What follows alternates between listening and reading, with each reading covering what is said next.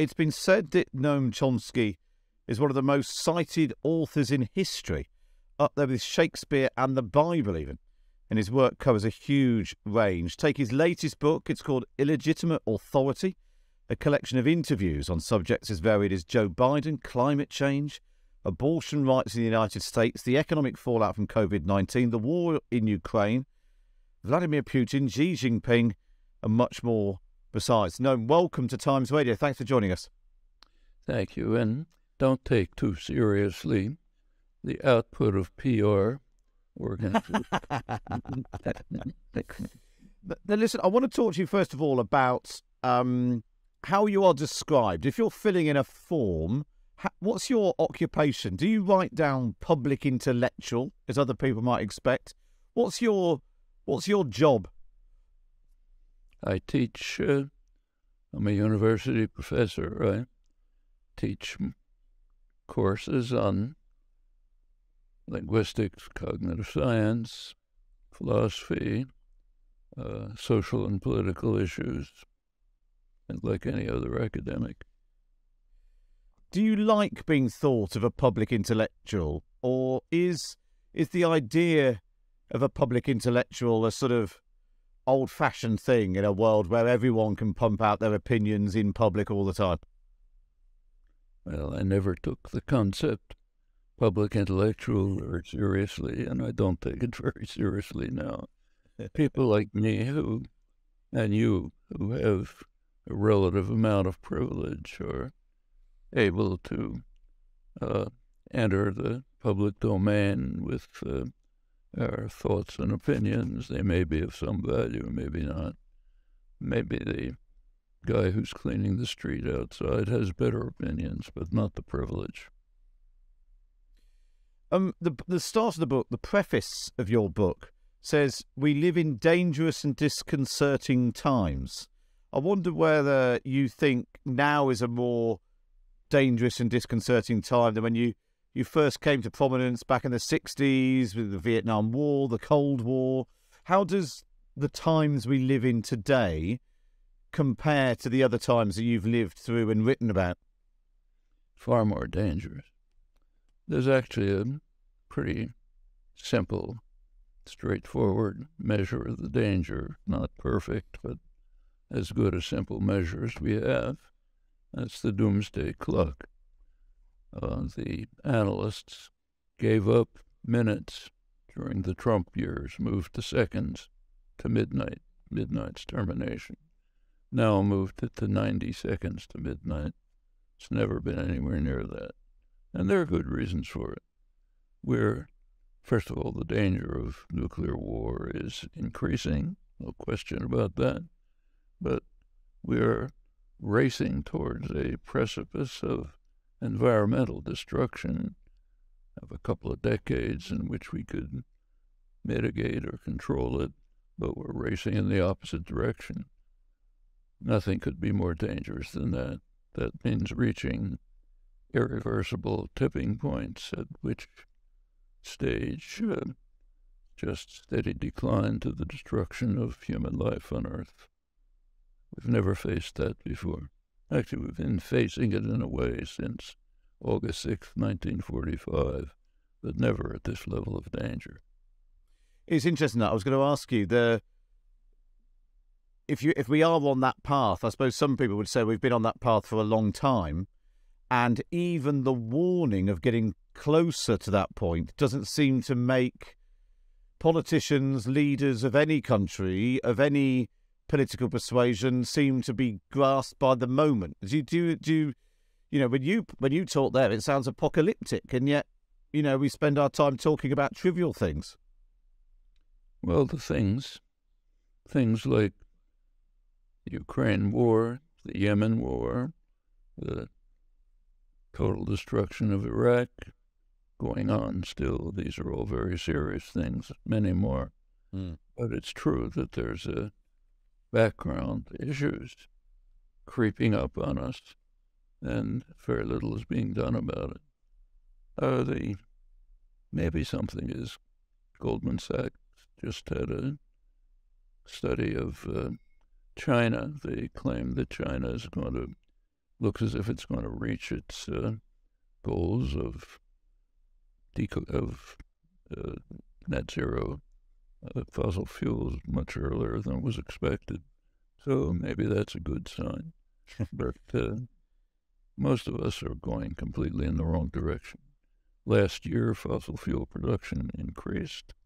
The United States, which is right now the leading fossil fuel producer, expanding with new fields, opening up federal lands for exploration for decades ahead. The fossil fuel companies are euphoric with the prospects for increased public support for their enterprise of destroying life on Earth. So it doesn't look good.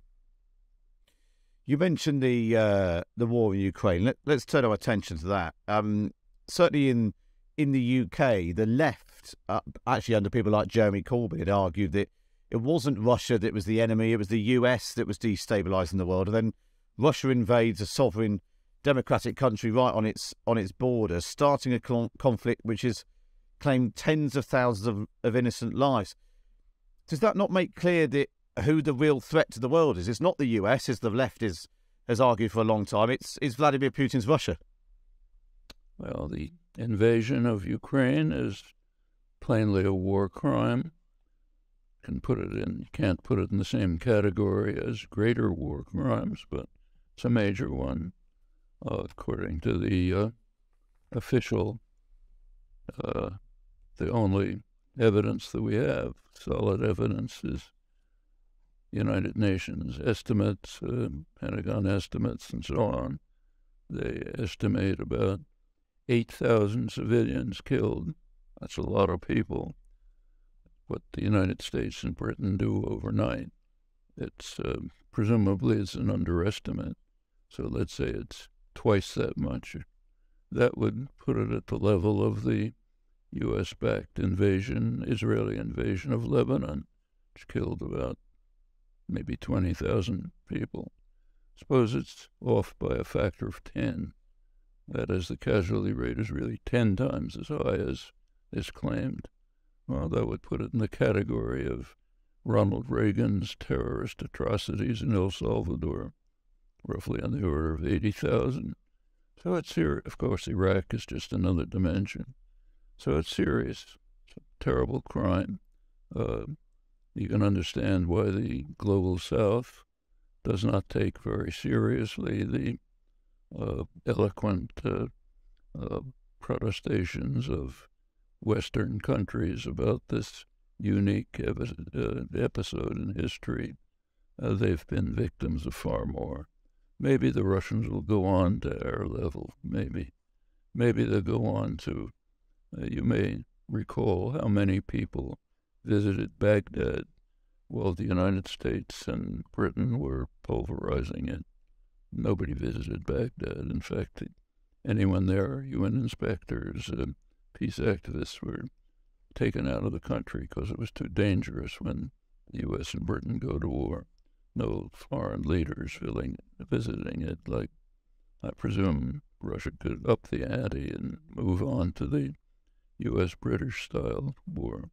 Maybe they could even go to the point of commemorating atrocities like Mariupol with the way the United States is now commemorating some of its worst atrocities in Iraq. Like one of the worst atrocities was the marine assault on Fallujah, beautiful city, one of the most beautiful in Iraq, destroyed, unknown numbers of people killed.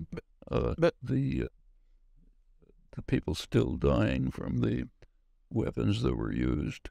The United States Navy just commissioned its latest warship, the USS Fallujah, in honor of the marine assault, which carried out one of the worst atrocities in Iraq.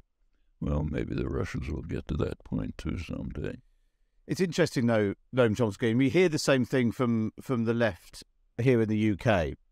It sounds... Nothing to do with the left. These are just... Well, it is. But certainly from left-wing politics in the UK, this this trying to create equivalence, an anti-West position Not equivalent. you're drawing equivalence. You are drawing equivalence. You're saying that you've literally just drawn equivalence with the number of deaths in various places. Explain to people listening to this why what you're not saying is because Ronald Reagan did this or George Bush did that. That doesn't make what Vladimir Putin's done all right, does it? Of course not. I said it's a major crime, but there's no equivalence that's following the party line. I gave figures, no equivalence. Maybe the casualty toll is 10 times as high as is estimated. Well, that would make it like Reagan's crimes in El Salvador. It's not equivalent. But I suppose some people listening to this will think you're seeking to excuse what Vladimir Putin has done. That is a fabrication of the right wing. I am not seeking to excuse anything. I said it's a terrible war crime. That's not excusing anything. I'm talking about the extreme hypocrisy of claims about how this is the worst thing that ever happened when it's a fraction of what we do all the time. That's why the Global South is watching with ridicule as pompous Western commentators try to lecture them on why don't you join us in opposing this terrible crime. So a leader gets up and says, how can you not join us when a country is attacking another country? They laugh and ridicule. That's what you've been doing to us forever. Do you think Britain's complicit in that in the same way, or is it specifically an American problem? What?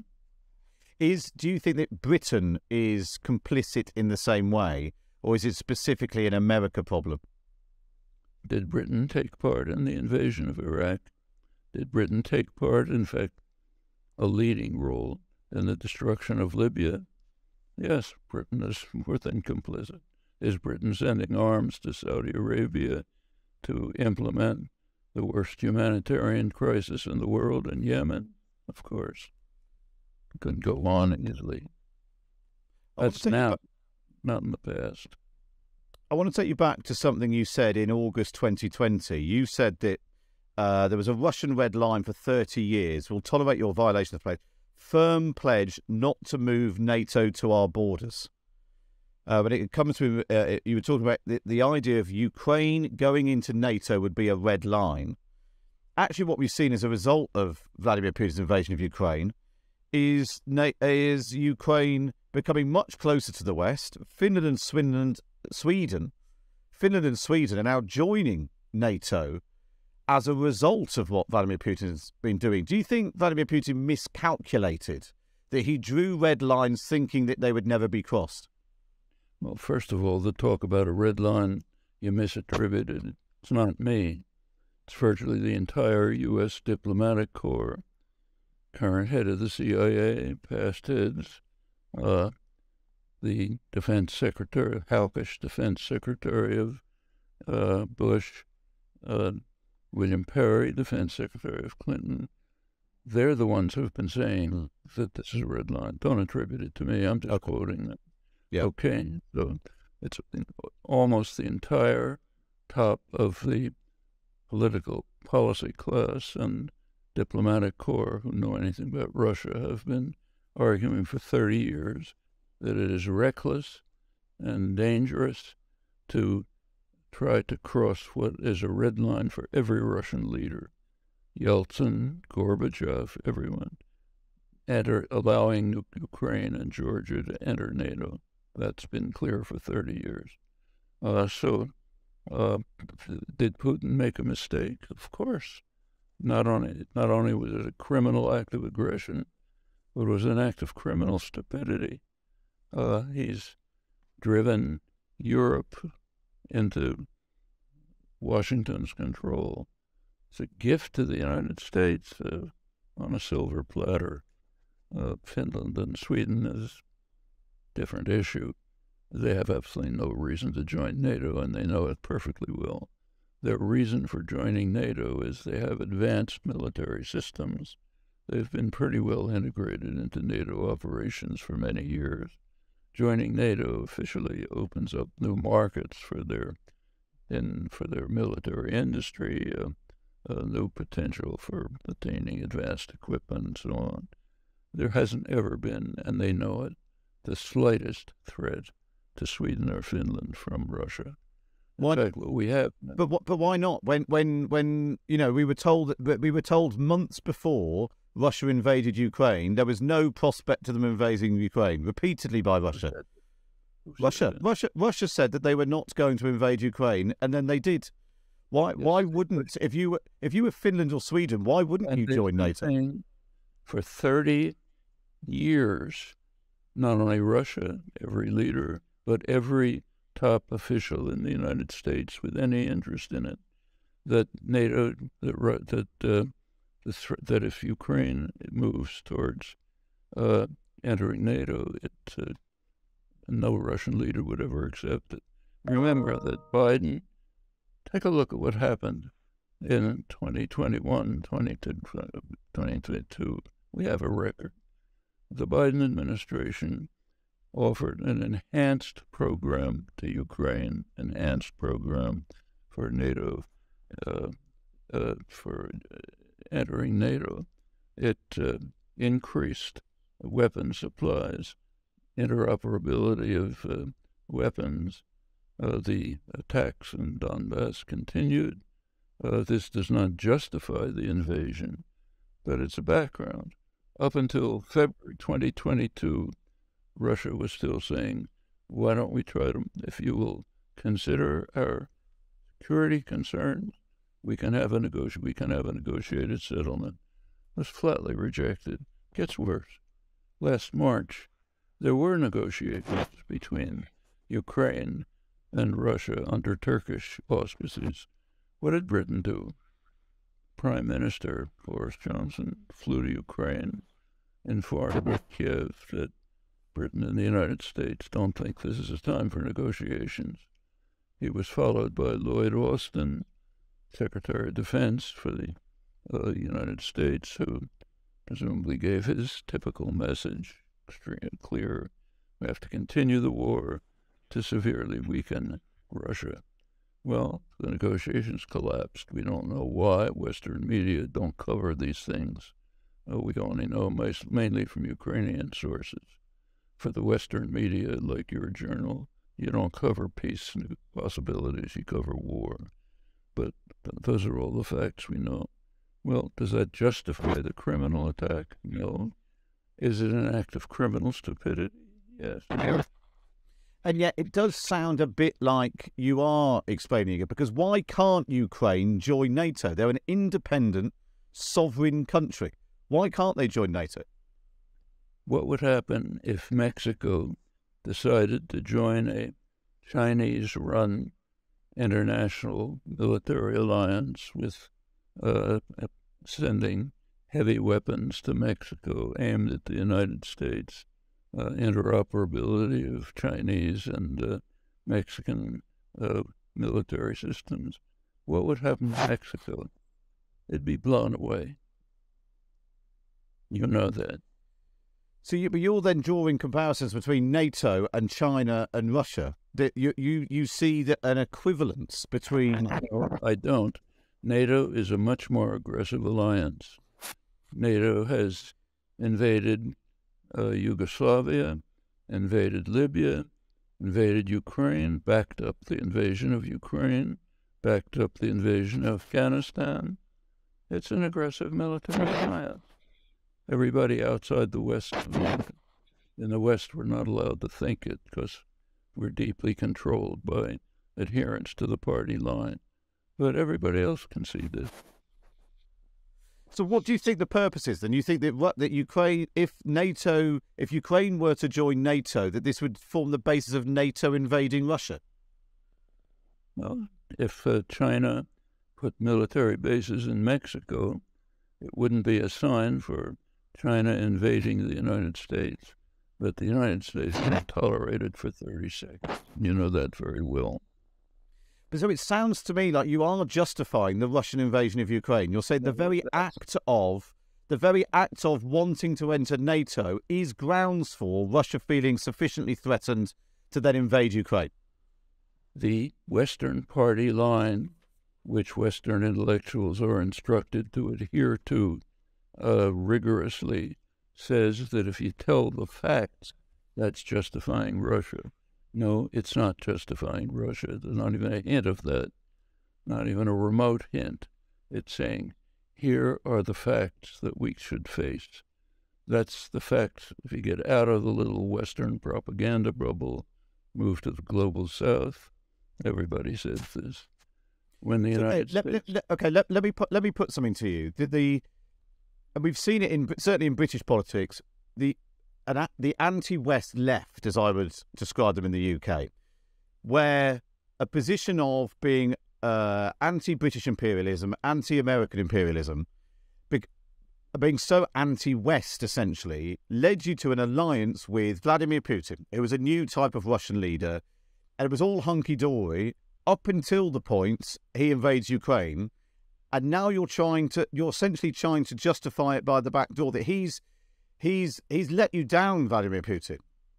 Will you please stop reiterating the Western party line and listen to what I'm saying?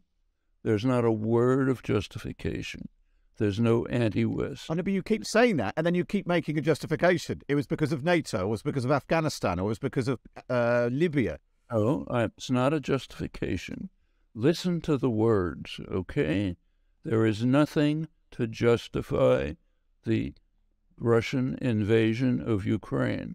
There is nothing to justify the Russian invasion of Ukraine. Understand? Yep. But we can ask, why is the global South collapsing in ridicule when it hears the kinds of things that you're talking about? Good reasons. And we should. What do you mean? When you say the global, you've used the phrase a couple of times. Explain what you mean by the global South. India, Indonesia, South Africa, Brazil, Colombia. Do you want me to list them? They're not lining up with Vladimir Putin, though, are they? No, they're not lining up with Vladimir Putin. That's your reiteration of the Western party line. They're taking a neutral position. What they're saying is they regard this as a proxy war between Russia and the United States over Ukrainian bodies. They're saying, we don't want to take part in it. That's not pro-Putin. That's the Western party line. We should be able to escape the Western propaganda bubble and simply look at the facts. Let's zoom out a bit more then, just finding when we talk about politics. How do countries like Britain and America break away from the, as you put it, Western party line? Jeremy Corbyn, I think, just agreed with you on lots of things, actually, in politics. He went to the country twice and he lost twice. It turns out the country did not want Jeremy Corbyn to be Prime Minister. Well, you know perfectly well that that's not what happened. Jeremy Corbyn won an enormous victory in 2017. No, he didn't. Yes, the biggest victory that Labour had won in a generation. No, it wasn't. He lost. He didn't become Prime Minister. Then what happened is the British establishment, including your newspaper, came down on him with a ton of bricks, with false, deceitful propaganda about anti-Semitism, all exposed as lies. Totally. That's just not true. I'm afraid that's just not true. Labour MPs left the Labour Party because of anti-Semitism when Jeremy Corbyn was leader. It was nothing to do with what I was doing. The Labour MPs quit the party in protest at Jeremy Corbyn's record. Absolutely. The parliamentary party, the Blairite parliamentary party, did not want to see, in fact, they said it. We have the documents in the Labour files. Said we do not want to lose our party, the party that we own, to this effort to develop a popular-based party working for working people and the poor. We don't want to lose our party to that. No, that's not what they said. That's not what they said. They did not want Jeremy Corbyn. They said. You can read it in the Labour files. They did not say they did not want a government that wanted to act for the poor. What they said was they did not want someone with it. Yes, exactly. They didn't want to lose their party.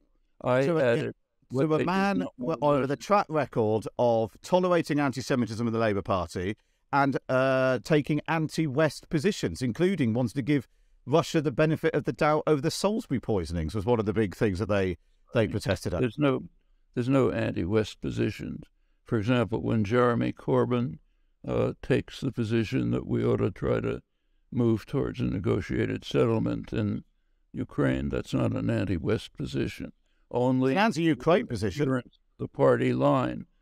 Party line. I don't have a party line. I'm just asking you a question about Jeremy Corbyn. Twice went up for election. In twice he didn't become prime minister. That's 2 defeats. Jeremy, let's go back to the facts. 2017, he lost. Labour, he won the big. He lost. Sorry, there was the biggest Labour win in history. Then came the. It wasn't. No, it wasn't. He lost. That was the biggest Labour gain in history. Then on what ground? On what? No, it wasn't. On what basis was it?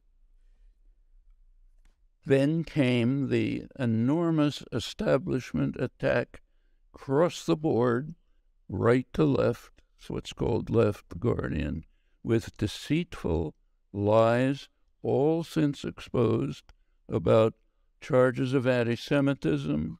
No, that's not true. I'm sorry. The Equality and Human Rights Commission in the UK, the watchdog set up by the Labour Party, found the Labour Party guilty of not protecting Jews within the party. Less anti-Semitism in the Labour Party than among the Tories. This has all been exposed in detail by the Labour files. You can read it on Al Jazeera. The British press has chosen to mostly suppress it and marginalize it, but that's a problem for the British press. Corbyn has since been virtually kicked out of the Labour Party.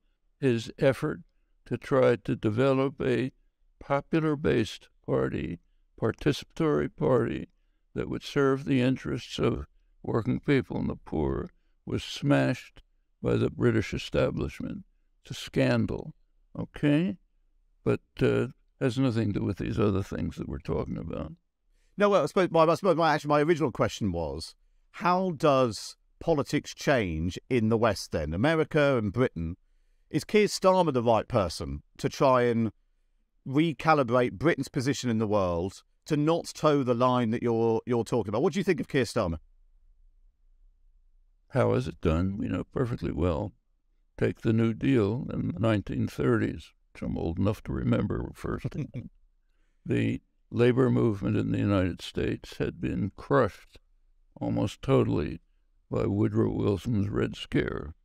1930s began to recoup, reorganize, CIO organizing, militant actions, moderately sympathetic administration, introduced social democratic policies, which in fact were later picked up by Europe in the post-war period.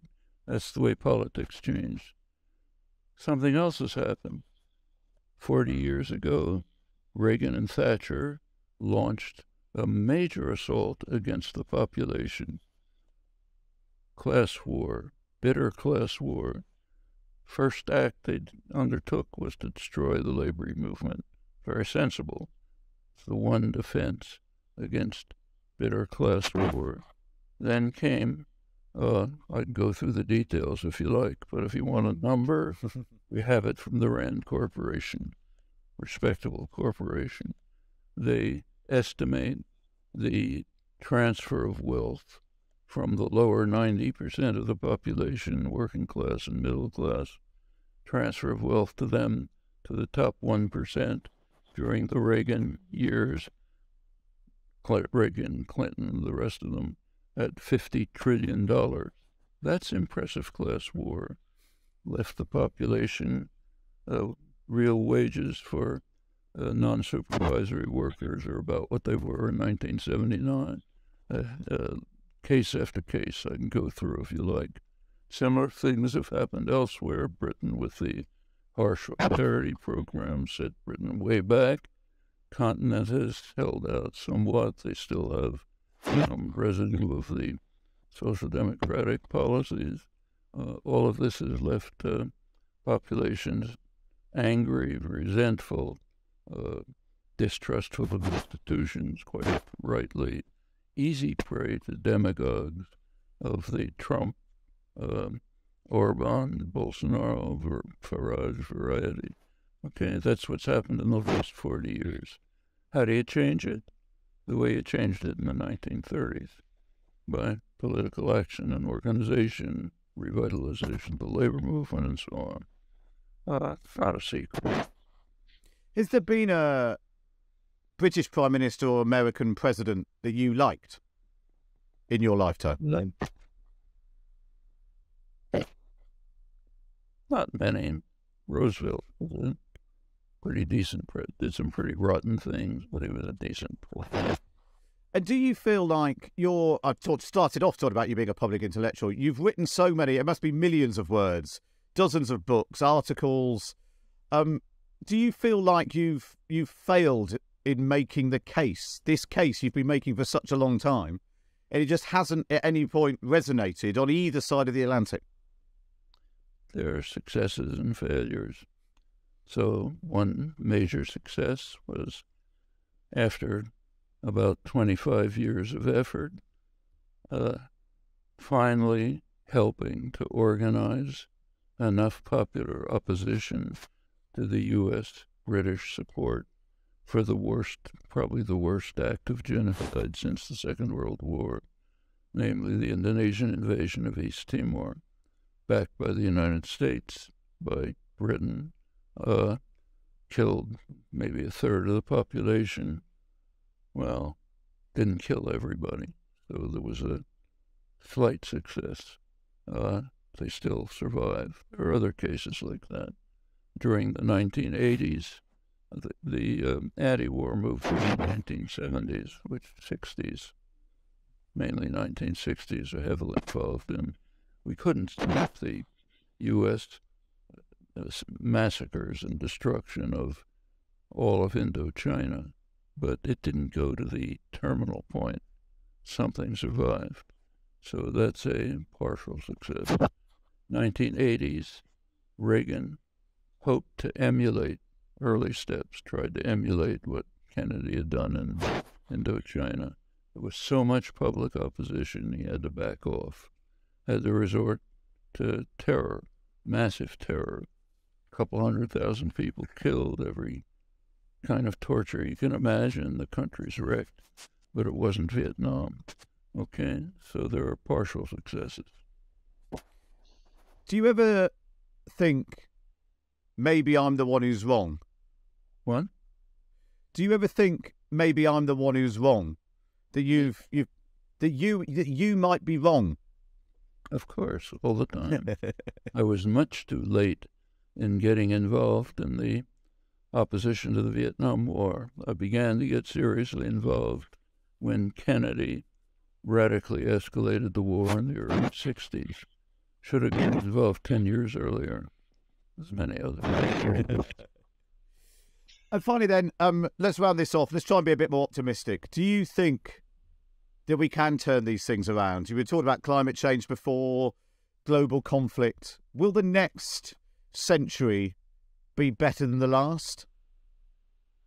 There won't be organized human life a century from now unless we reverse the course that leadership is now taking towards racing over the precipice on climate destruction.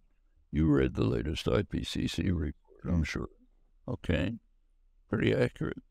IPCC are consensus reports, so they're, by definition, conservative. The lowest common denominator, yeah. The current one, they took off the gloves. They are so desperate by now that they said, we'll tell the truth. That's the truth. Yeah. What are Western leaders doing? Mostly racing in the opposite direction. Well, Noam Chomsky, I was hoping to end on a more upbeat note, but I fear that the future might not be that upbeat. Noam Chomsky, thank you so much for joining us on Times Radio.